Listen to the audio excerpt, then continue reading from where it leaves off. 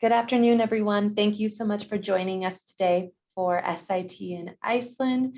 My name is Allie Wright, and I'm the Program Manager for Europe here at Texas Tech University, and we are joined by some special guests.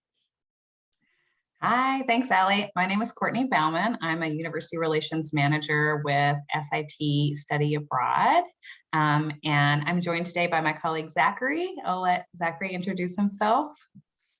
Hi, yes, I'm Zachary. I'm the admissions counselor that works specifically with our programs in Europe at SIT Study Abroad. So I'll be the person working with you in the process if you're applying for our Iceland program.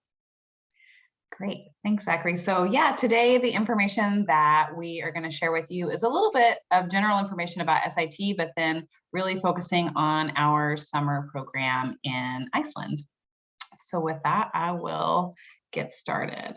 All right, so a little bit about SIT in general, or the School for International Training. We are a study abroad organization that has been around for a really long time and has programs all over the world. But the program that we find that most Texas Tech students that really fits with your degree as engineering students is our summer program in Iceland. But just a little bit of general information about SIT and who we are and our approach to study abroad programs. So all of SIT's programs are experiential, they're field-based. You get a lot of hands-on experience in the program. All of our programs focus on critical global issues, and I'll kind of run through the list of those here in just a second. Typically, our programs operate in what are considered non-traditional study abroad locations, such as Iceland, where we'll be focusing today.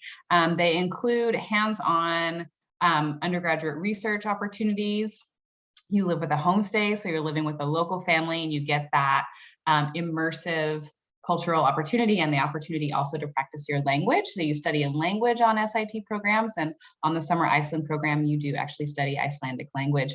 And then another big part of it is that when a student studies abroad on an SIT program, of course, you're taking classes, you're earning academic credit, but you also have access to SIT's extensive local network and connections throughout the country where you are studying. So a little bit about our critical global issues. All of SIT's programs are interdisciplinary, experiential, as I mentioned, and they are designed to explore critical global issues. We want to give students experience and the chance to dive into some of the most pressing issues that we face in our local communities and around the world today. And so our programs are designed to help you grapple with those issues, learn about them, come back to your home campus, and really weave that experience into your college education and even take it with you into your career. So our critical global issues are around climate and environment, development and inequality, education and social change, geopolitics and power, global health and well-being, identity and human resilience, and peace and justice. And the one that we'll talk about today, the Iceland program, has a real focus on climate and environment. Okay, so a little bit about the core elements, just kind of like how an SIT study abroad program is structured. So all the programs start out with a one-week orientation where you get to know the program staff very well. You get oriented to your location, in this case, Iceland. You really get to know the other students on your program, begin your language study, and all of that. Big part of the program, as I mentioned before, are the homestays. So you're living with a local family.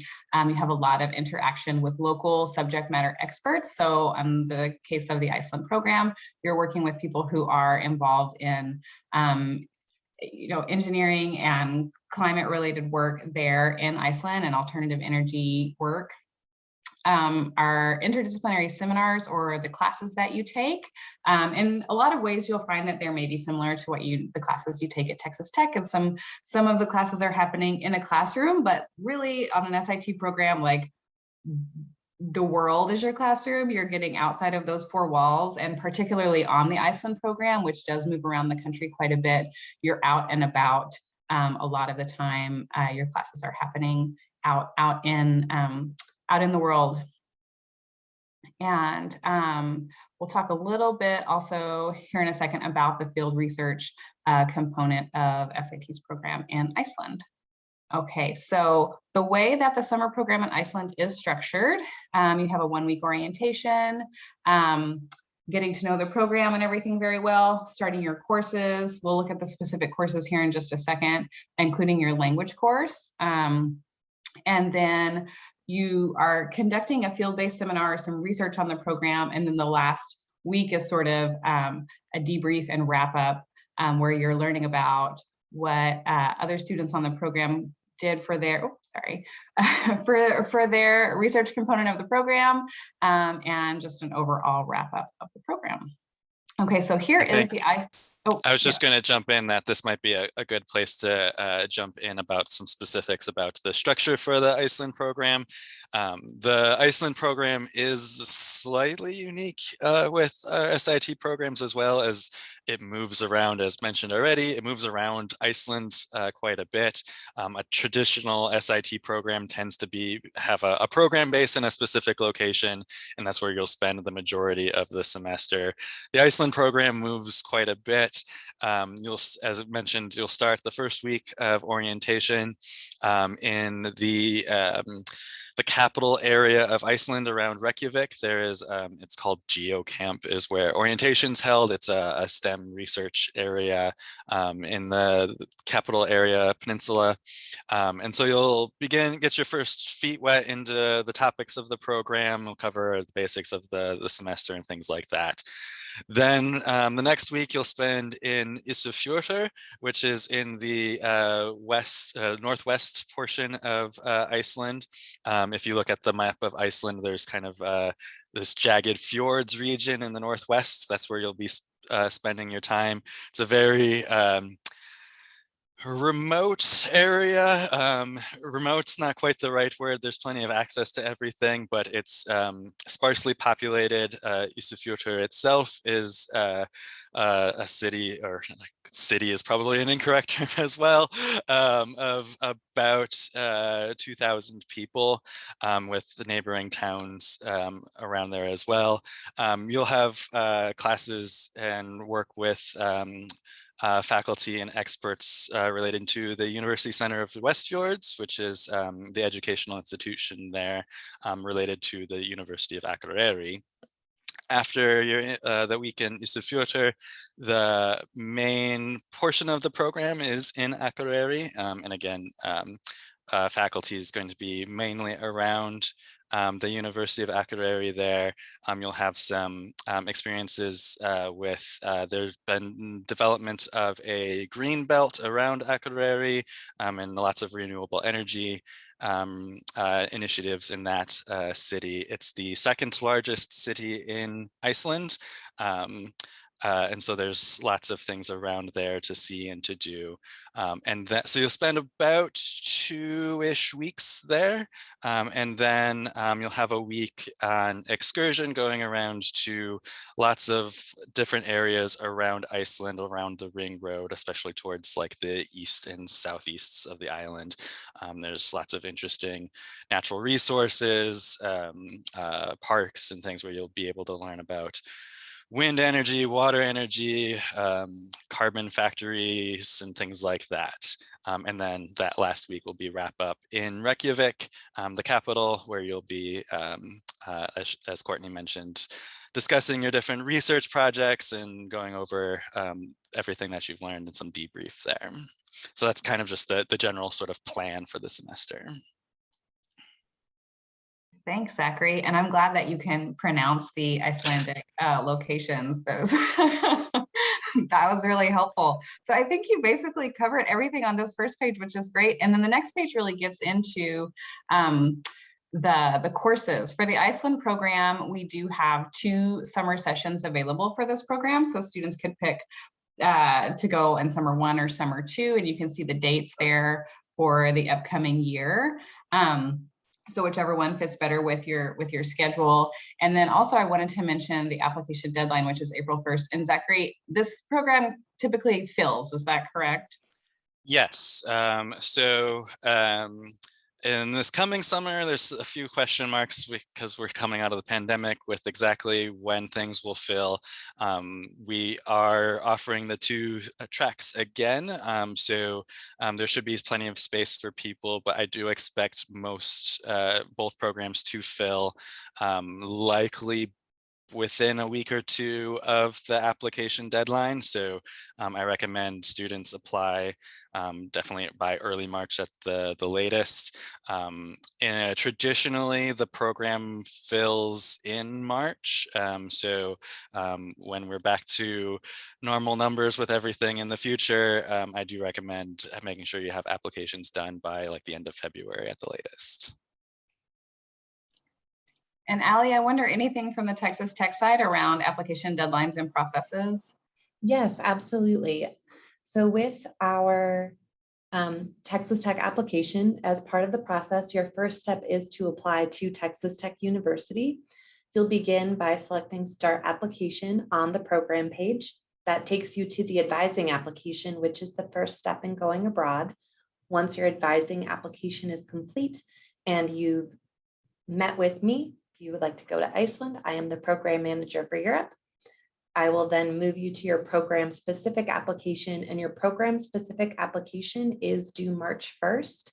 We do need your GPA and conduct to be evaluated, so that can take some time. So I do recommend applying as soon as possible. Students always want to know, when should I apply by?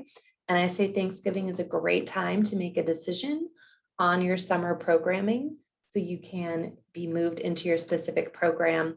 You can complete the application requirements, be approved, so then you are able to apply and get into that program you are interested in. So once you are approved by TTU, you need to apply to your host institution or host program.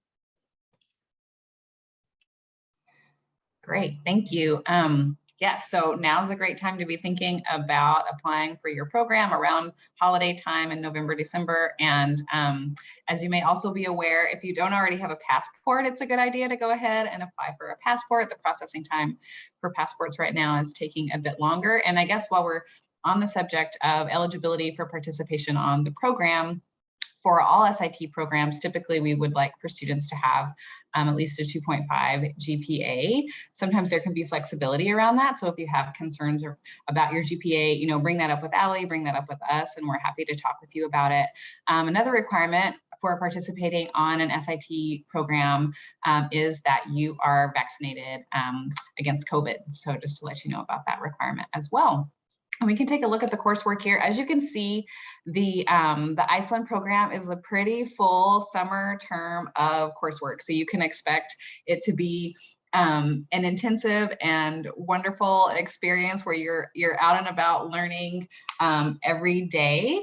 So you can see that there's the Renewable Energy, Technology, and Resource Economics seminar. So that's the coursework piece, which leads into the project that you'll complete.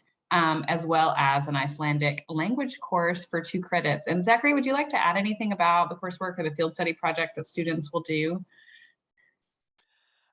Yeah, so the coursework is going to cover a variety of topics.